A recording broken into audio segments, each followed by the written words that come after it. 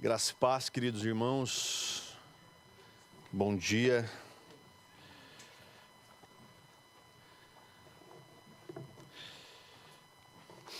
Amém. Deixa eu fazer uma pergunta. Você já teve que dar uma notícia bem ruim para alguém? Daquele tipo de notícia assim que você fica angustiado de ter que dar?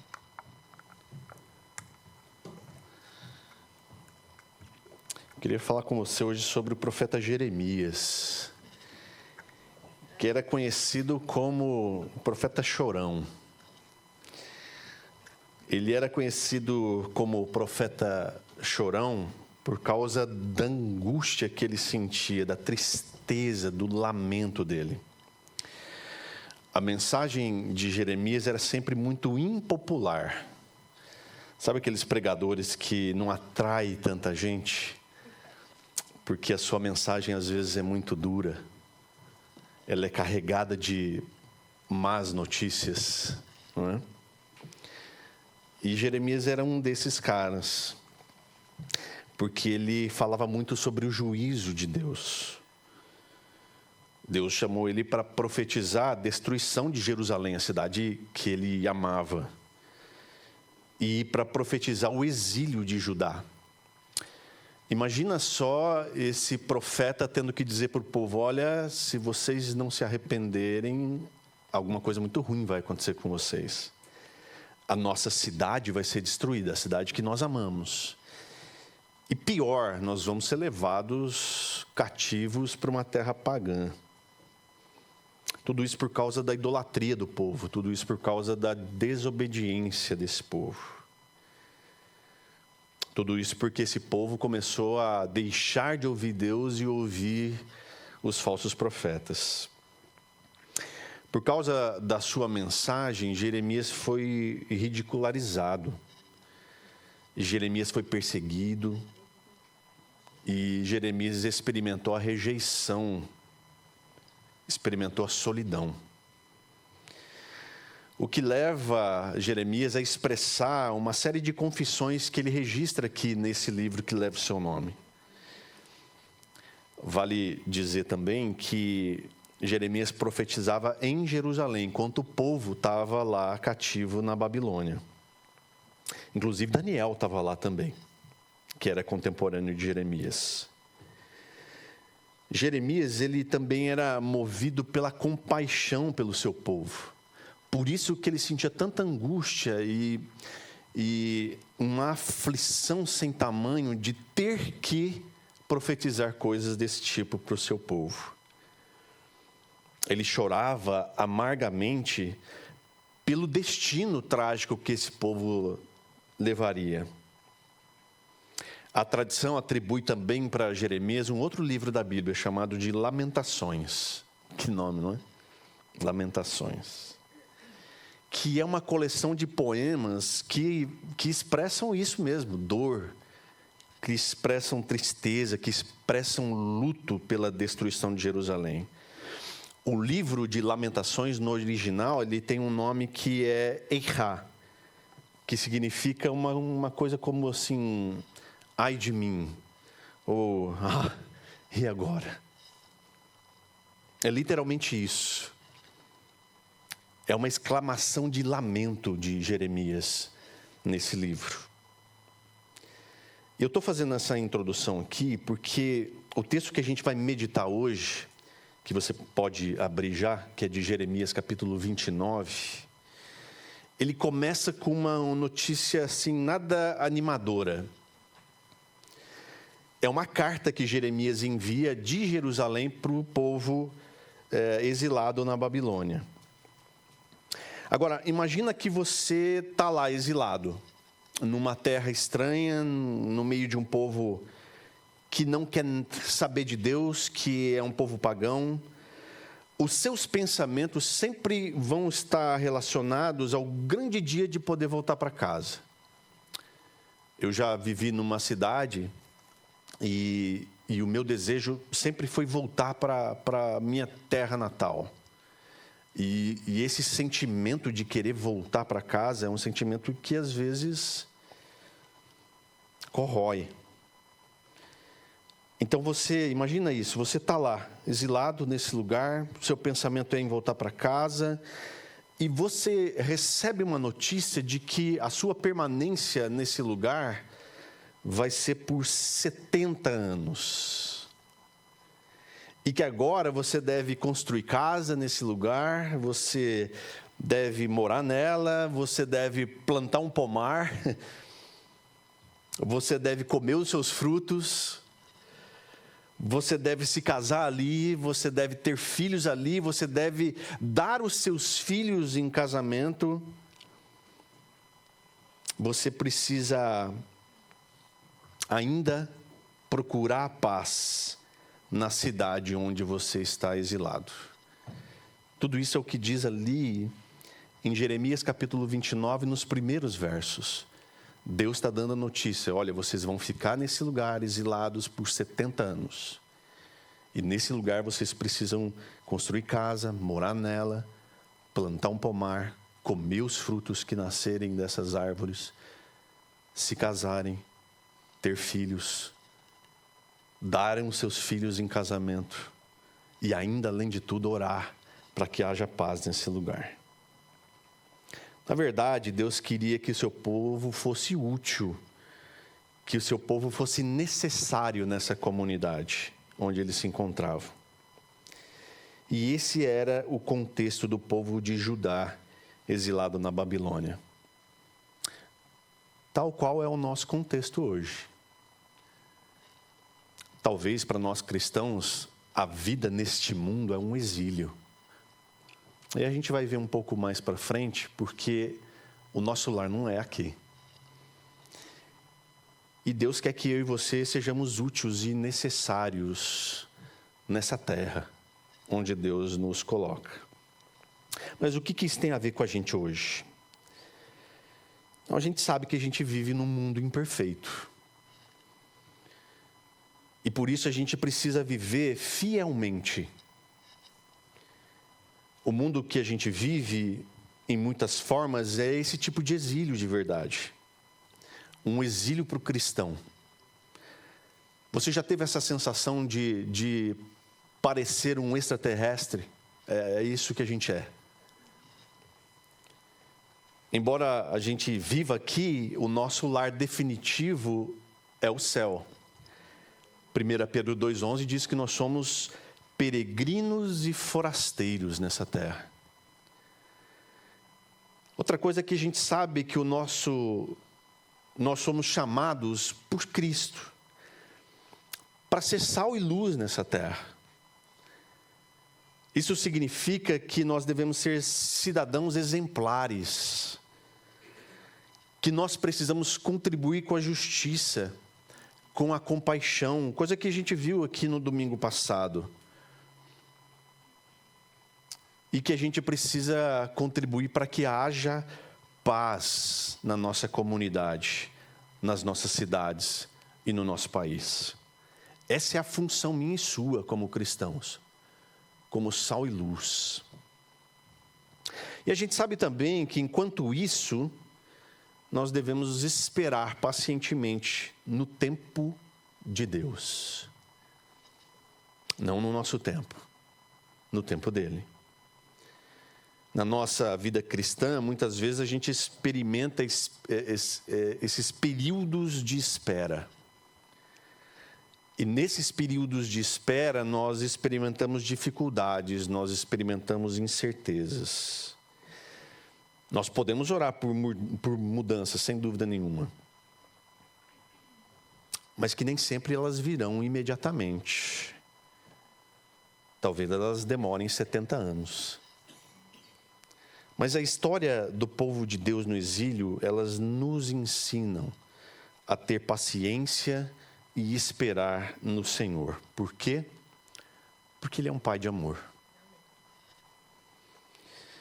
Vamos ler então, por favor, Jeremias capítulo 29, nós vamos estudar dos versos 10 ao verso 14.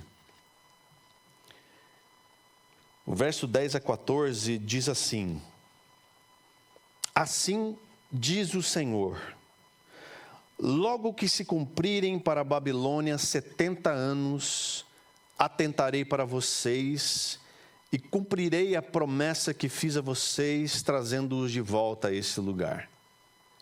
Eu é que sei que pensamentos tenho a respeito de vocês, diz o Senhor. São pensamentos de paz e não de mal, para dar-lhes um futuro e uma esperança.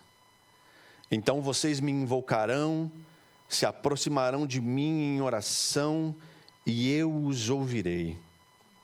Vocês me buscarão e me acharão quando me buscarem de todo o coração. Serei achado de vocês, diz o Senhor, e farei com que mude a sorte de vocês. Eu os congregarei de todas as nações e de todos os lugares para onde os dispersei, diz o Senhor, e trarei vocês de volta ao lugar de onde os mandei para o exílio. Que palavra poderosa e maravilhosa. É um texto muito conhecido, meu e seu. E eu quero extrair daqui algumas verdades importantes para a nossa reflexão hoje. A primeira delas é que há aqui a promessa de um futuro e de uma esperança. Apesar, então, de Deus dar a notícia de um tempo longo de exílio, de 70 anos, o que é uma má notícia, vem a promessa de livramento e volta para casa. Ele começa dizendo no texto, no verso 10, assim diz o Senhor, que logo que se cumprirem para a Babilônia 70 anos, atentarei para vocês e cumprirei a promessa que fiz a vocês, trazendo-os de volta a este lugar. É interessante que essa duração aqui desse tempo de exílio corresponde ao tempo de duração do reino babilônico. Então, desde a ascensão de Nabucodonosor ao trono, em 606 a.C., até a queda da Babilônia, em 539 a.C., se passam 66 anos. Ou seja, talvez, eu digo talvez, com um pouco de convicção, o levante da Babilônia seja só para isso. Só para tratar do povo de Deus. Olha que coisa interessante. Às vezes Deus faz algumas coisas, meus irmãos, que parece punição. Mas é para trazer o seu povo para perto. Lembra, alguns dias atrás, quando a gente estava estudando lá as cartas de um prisioneiro, e nós terminamos com Filemão, e aí Paulo fala para Filemão, Filemão, talvez Deus permitiu que Onésimo fizesse tudo isso com você, fugisse de você, para agora trazê-lo de volta como seu irmão. Deus gosta de transformar coisas ruins em bênção para o seu povo. E aí ele diz essa frase tão marcante na nossa vida cristã. Eu é que sei que pensamentos tenho a respeito de vocês, diz o Senhor. O que Deus está dizendo aqui é que Ele tem um plano. Ele tem uma ideia. Deus tem um propósito para o seu povo. Embora o povo faça planos, e eu imagino que durante esse tempo todo o povo ficou ali planejando a sua volta para casa e de como seria bom estar de volta em casa, na sua cidade, no seu país. Planos para sair da crise, planos para se livrar das dificuldades. É Deus quem tem os planos melhores. A grande sacada aqui, para esse povo e, portanto, para mim e para você que fazemos tantos planos, é confiar de que Deus tem os melhores planos para mim e para você. É Ele que tem os pensamentos, ou seja, os planos a nosso respeito. É Ele quem idealiza a nossa vida. É Ele quem planeja o nosso futuro. E, portanto, sendo Ele quem planeja, sendo Ele quem idealiza, a nossa tarefa, e nem sempre é uma tarefa fácil, é de confiar nele.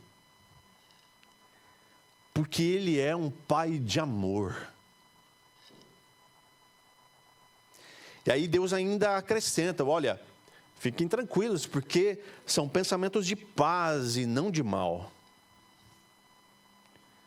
Para um povo que paz é uma palavra meio escassa, como o povo judeu, quando Deus diz que tem um plano de paz no meio do exílio, deve ter sido um pouco indigesto ouvir isso. Como assim paz? A gente está aqui no exílio, paz. Deixa eu dar uma dica, chega lá na divisa de Israel e Gaza, chama a turma, pessoal, vem cá, você desse lado aqui, você desse lado aqui. Deixa eu dizer uma coisa para vocês, Deus tem um pensamento de paz para vocês. Pode ser que você saia ferido dessa. Porque talvez, irmãos, a paz para quem vive no conflito seja algo muito distante. Porém, para aqueles que confiam no Senhor, deve ser um momento de extrema alegria, porque Deus é quem está dizendo. E saber que os planos de Deus são de paz faz toda a diferença. Mesmo no meio da tempestade, mesmo no meio do conflito, ouvir que Deus tem planos, tem pensamentos, que Ele almeja a paz para mim, me faz ter segurança, me faz tranquilizar o coração. Para eles, pode ser, era algo distante, porque eles podiam entender como libertação, podiam entender que, poxa, então se Deus tem plano de paz, logo, final de semana, a gente está de volta em casa. Mas os planos de Deus são infinitamente maiores, e eles superam as nossas compreensões, eles superam a nossa capacidade de ter um vislumbre daquilo que Deus tem para nós, daquilo que dá e daquilo que não dá. Isaías 55, verso 9, nos diz assim: porque assim como os céus são mais altos do que a terra, assim os meus caminhos são mais altos do que os seus caminhos, e os meus pensamentos são mais altos do que o pensamento de vocês. Você consegue descansar na aflição? Sabendo agora que os planos de Deus são melhores que os seus? Você consegue, baseado nesta promessa de que os pensamentos de Deus são de paz e não de mal, descansar na aflição? Mas Deus diz mais. Deus ainda diz que pensamentos de paz e não de mal são esses. Ele diz: para dar-lhes um futuro e uma esperança. Outras versões vão trazer: para dar o fim que desejais, ou que esperais. Que fim é esse, irmãos? O que é que Deus nos dá? O que é que o Senhor nos dá por causa desses planos de paz e não de mal? Que futuro é esse que Ele está prometendo? Será que é de bênçãos? Será que são as bênçãos incontáveis que eu posso receber de Deus? Será que é a casa própria?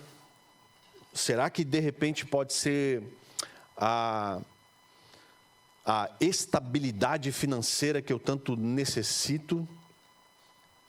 Será que é um carro novo? Qual é o futuro que Deus tem para mim? Porque Ele diz aqui que, na verdade, é para dar o fim que eu desejo, o fim que eu espero.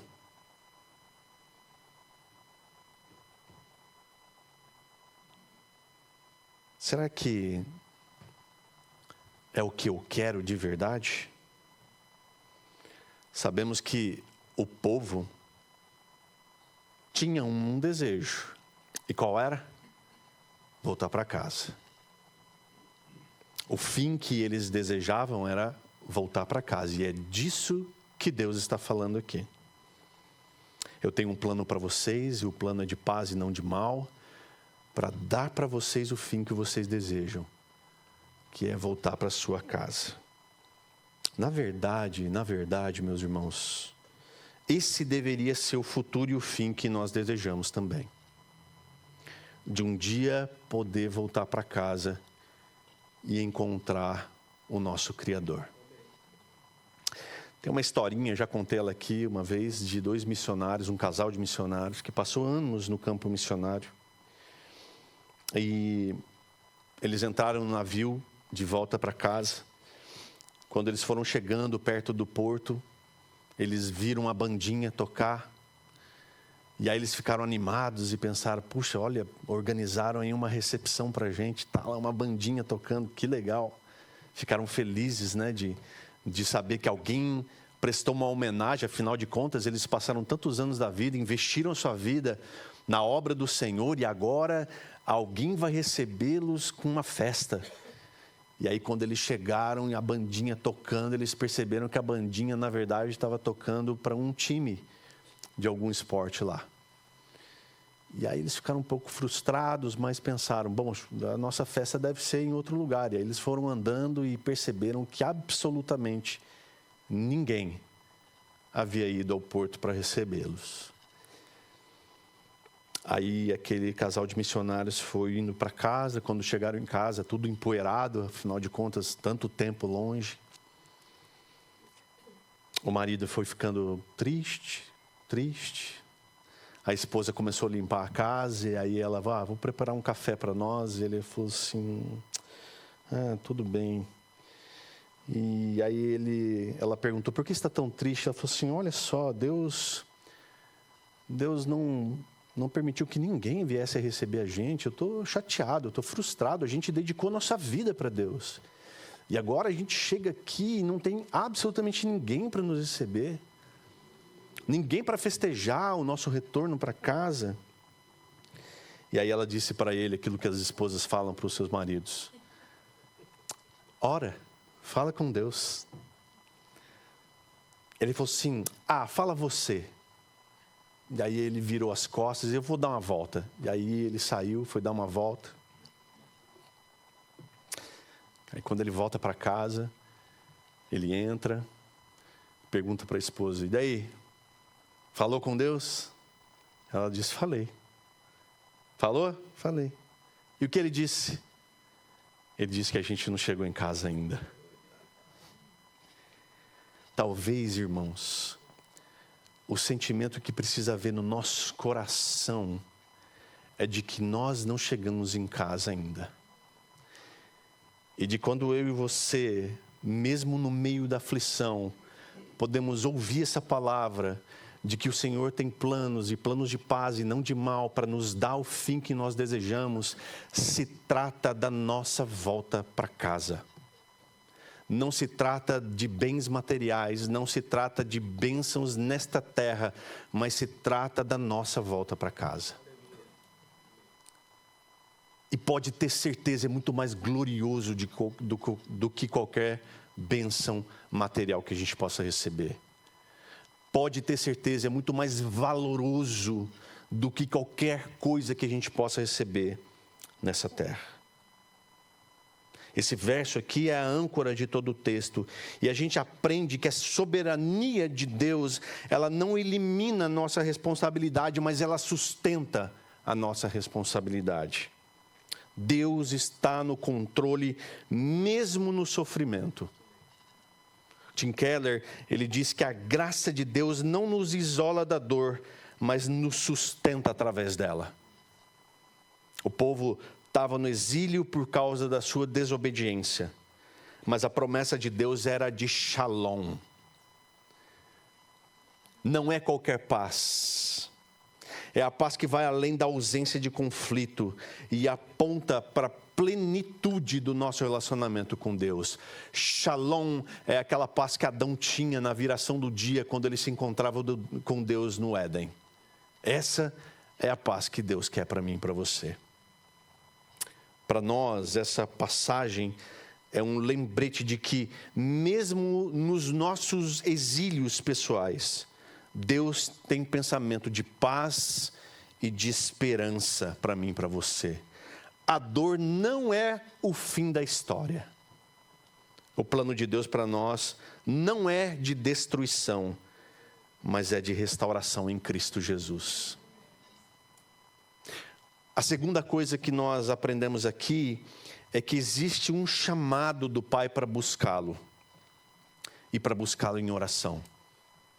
Agora, Deus vai fazer uma convocação e é bom que eu e você estejamos atentos a ela, porque isso vai ser fundamental na nossa caminhada cristã.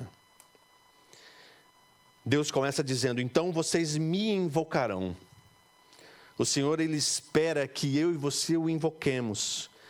Isso é, que haja de mim, de você, um clamor para chamá-lo. Invocar é chamar para dentro. Invocar é a junção de duas palavras: in, que significa dentro, e vocare, que é chamar. Então, invocar a Deus não é simplesmente um chamado qualquer, mas é um chamado para que Ele habite dentro de nós. É chamar para dentro de nós. Invocar implica em clamar a Deus que Ele habite no nosso interior. Ele também diz: e vocês se aproximarão de mim em oração. Outras versões trazem ireis, apenas isso, ireis, que indica que movimento. Ou seja, é necessário sair do nosso lugar. Muitas vezes não físico, mas emocional, espiritual. Sair do lugar em direção a Deus. É fácil ficar chamando Deus. Deus, Deus, Deus. O senhor não está vendo? Deus. É fácil ficar chamando Deus, mas não mover uma palha para se encontrar com Ele. É por isso que Jesus diz lá em Lucas 6,46, por que vocês me chamam, ficam me chamando Senhor, Senhor, mas não fazem o que eu mando? É claro que há casos em que as pessoas podem não ter força para chamar a Deus. Tem casos como esse, da pessoa estar tão mal emocionalmente e espiritualmente que ela não tem força. Para isso que serve a igreja. Para dar suporte, para sustentar, suportar uns aos outros. Aproximar-se de Deus em oração é uma atitude de reverência, de dependência de Deus. Porque é crendo nele que nós nos aproximamos em oração. Alguém perguntou para uma pessoa que orava muito, e ela dizia: nossa, é admirável como você ora muito, você ora bastante, você ora horas por dia. Por que você ora tanto assim? E aí a pessoa respondeu assim: porque eu creio que Deus ouve. Simples assim. A gente deixa de orar quando a gente crê que Deus não está ouvindo, mas Deus ouve. Deus inclina os seus ouvidos para a nossa oração. A oração é a ponte entre a promessa de Deus e a experiência humana. O Wiersbe, ele diz que a oração não é o meio para mover a mão de Deus, mas é um meio para nos movermos para a vontade de Deus. A gente não manipula Deus com as nossas orações. Nós somos movidos por Ele enquanto a gente ora. O povo judeu precisava se voltar para Deus em oração. Não como um ritual, não como um momento qualquer, mas como um ato de entrega, de dependência de Deus. E aí Deus promete: vocês vão me buscar em oração e eu os ouvirei. Deus está prometendo aqui, e se Ele promete, Ele cumpre. Deus inclina os seus ouvidos para quem o invoca e para quem se aproxima dele em oração. Meu irmão e minha irmã, Deus está dizendo para mim e para você, que se eu o invocar, que se você o invocá-lo, e se você e eu nos aproximarmos dele em oração, ele ouve. Ele ouve. Tiago 4:8 diz: cheguem perto de Deus e ele se chegará a vocês. Então é um movimento de aproximação de Deus e é, na verdade, um encontro. É quando Deus resolve se encontrar comigo e com você, através da oração. A oração, então, é a manifestação de um relacionamento que já existe no nosso coração, nas nossas atitudes, e que está funcionando bem. Então, quando eu oro a Deus, é porque eu já tenho um relacionamento com Deus, e este relacionamento está em pleno funcionamento. Agora, quando eu não oro, esse relacionamento fica distante. Como é quando você tem um relacionamento com seu marido, com a sua esposa, e a conversa começa a ficar escassa? O distanciamento é inevitável. E a resposta de Deus é clara: eu ouvirei vocês. A oração, então, irmãos, é a nossa linha direta com Deus. Ele nos convida a chamá-lo, a nos aproximar dele. Você quer ver uma coisa? Quando Satanás toca na vida de Jó, e a forma de Jó, e aí o texto de Jó lá você vai ver que no início, ele diz o texto que ele oferecia holocaustos caso algum filho tivesse feito algo mal para Deus, e Jó era um homem que se relacionava muito bem com Deus. Qual é a primeira coisa que Satanás toca na vida de Jó? Lembra disso lá? Não é os filhos, é na criação. Todo o gado de Jó é eliminado. Por quê? Porque era a forma como Jó usava para se relacionar com Deus através dos sacrifícios. Então Satanás vem e corta o link. Bom, se é para tocar na vida do Jó, eu já vou cortar o fio aqui, né? Da internet, do telefone, que é para ele não se comunicar com Deus. E aí o resto vai ser tranquilo. A primeira coisa que Satanás toca na minha e na sua vida é no nosso ânimo e na nossa disposição de buscá-lo. Ele vai interferir na sua vontade de orar e no seu desejo de ler a Bíblia.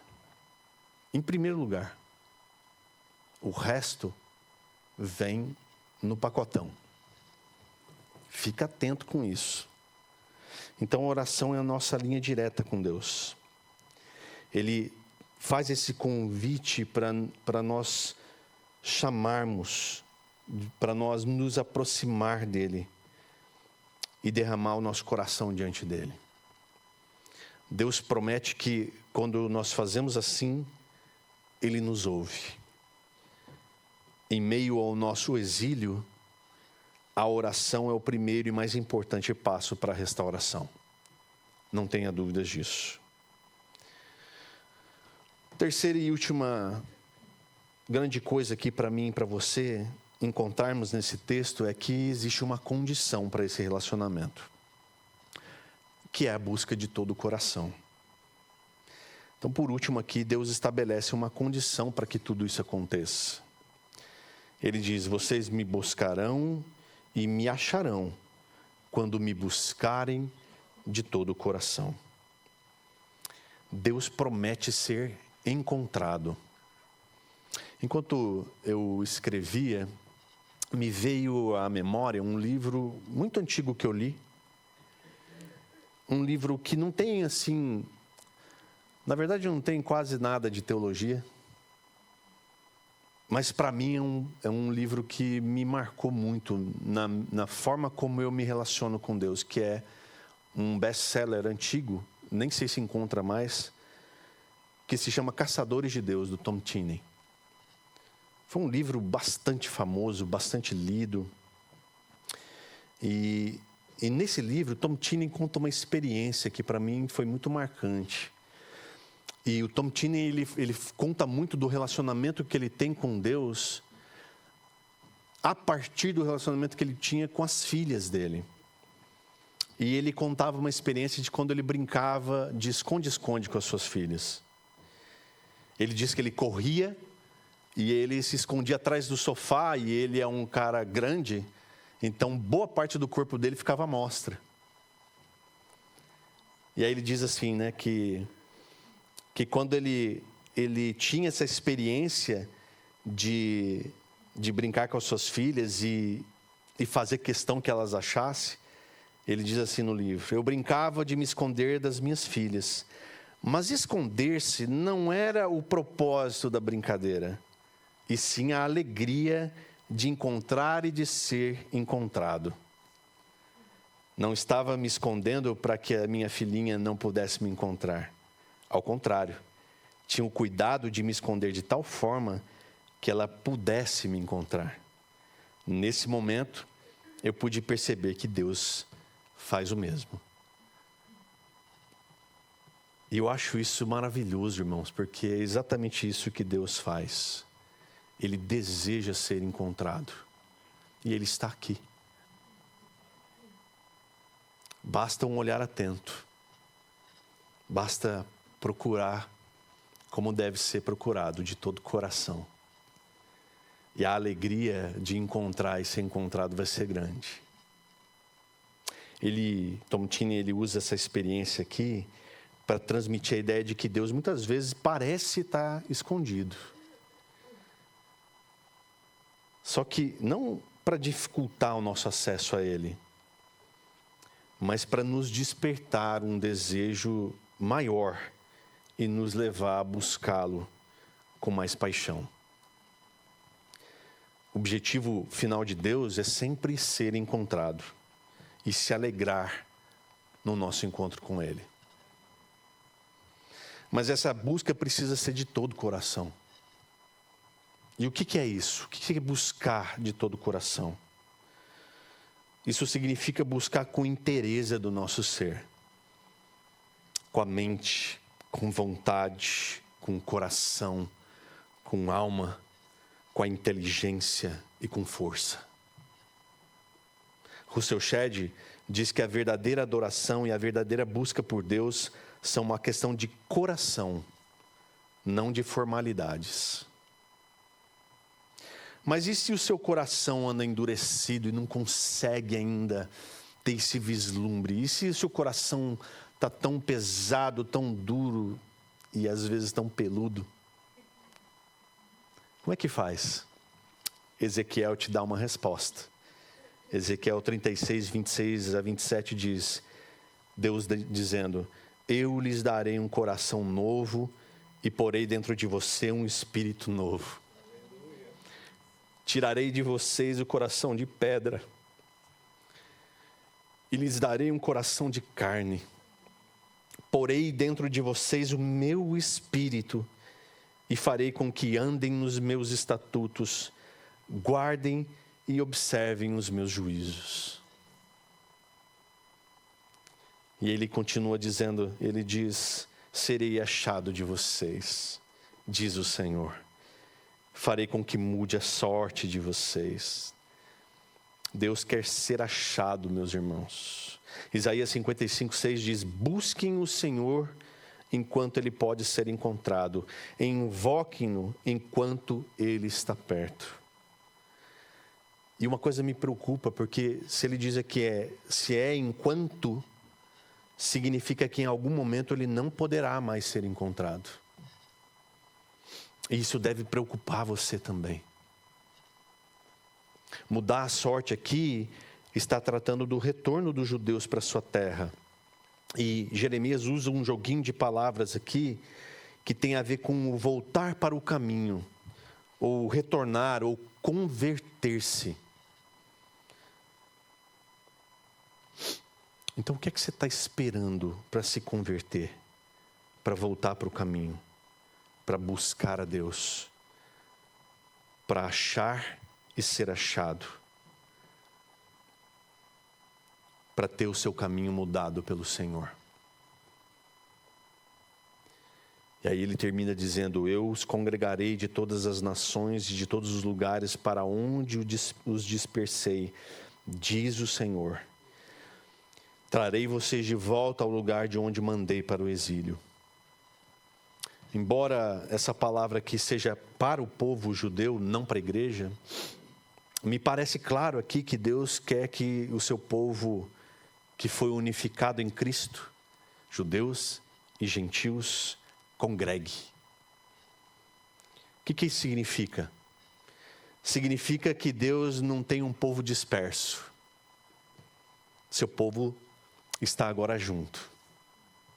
Significa que Deus quer do seu povo ajuntamento. É lógico que existem barreiras geográficas, mas onde nós pudermos estar juntos, que assim nós façamos.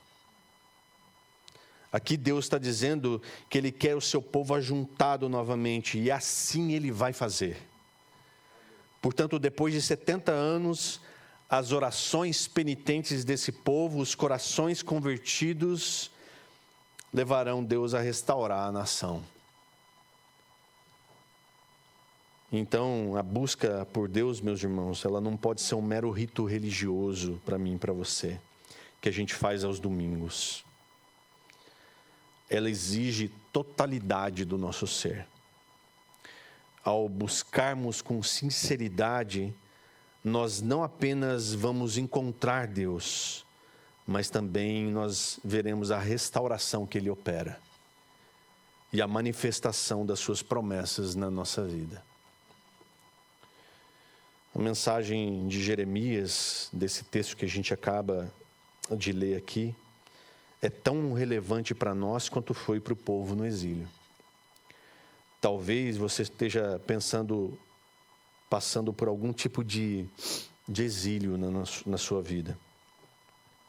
Mas você precisa se lembrar, Deus tem um plano de paz e de esperança para você. A promessa está de pé, mas ela exige uma resposta.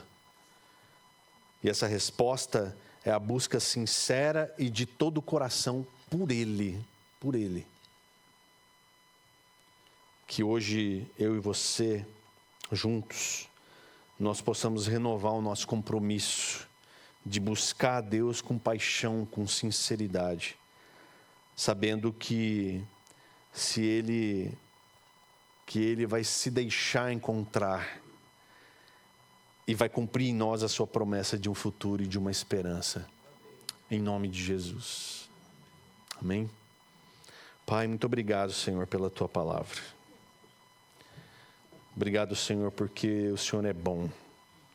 O Senhor é um Pai amoroso, um Pai zeloso, que deseja os seus filhos debaixo das Tuas asas. Pai, em nome de Jesus, Senhor. Restaura, Deus, nessa igreja, Deus. Restaura nessa igreja esse amor, o primeiro amor. Que em nome de Jesus nós sejamos uma igreja que ama estar na Tua presença. Que Te busca de todo o coração, com entusiasmo, com vigor, com inteireza do ser. Pai, em nome de Jesus, restaura, Senhor, a paixão pela Tua palavra, Deus. A devoção de estar na Tua presença em oração, em meditação na Tua palavra. Meu Deus, em nome de Jesus, para aqueles corações endurecidos que foram se afastando do Senhor por causa dos dilemas, dos problemas da vida, troca o coração endurecido por um coração de carne, Senhor. Coloca neles o Teu Espírito, Deus, em nome de Jesus. E aquece os corações, Pai. Nós clamamos a Ti nessa manhã, Deus, em nome de Jesus. Reaviva-nos, Ó Senhor, pela ação do Teu Espírito Santo, reaviva-nos. Nós queremos, Deus, em nome de Jesus, sermos cheios do Teu Espírito Santo, Pai, para cumprir aquele propósito para o qual nós fomos chamados, que é anunciar as grandezas daquele que nos tirou das trevas e nos trouxe para a luz, para o reino do Teu Filho. Pai, em nome de Jesus, reaviva-nos hoje, Senhor. Que os pais aqui presentes, Deus, sejam os primeiros a serem reavivados, Pai. Em nome de Jesus, coloca o Teu Espírito no coração desses pais aqui, Pai, para que as suas esposas, os seus filhos também sejam cheios do Espírito Santo. Deus, em nome de Jesus, nós clamamos ao Senhor nessa manhã, Deus. Nós não nos conformamos com o estado em que nós estamos, mas nós queremos mais do Senhor. Nós queremos ser cheios. Queremos ser cheios, Deus. Em nome de Jesus, Deus, faz a Tua obra nesse lugar. Faz a Tua obra aqui, Senhor. Em nome de Jesus. Que o Deus, nosso Pai de amor, Filho da graça, que se entregou por nós, e o Espírito Santo da comunhão que nos faz estarmos juntos aqui, esteja sempre conosco, em nome de Jesus. Amém.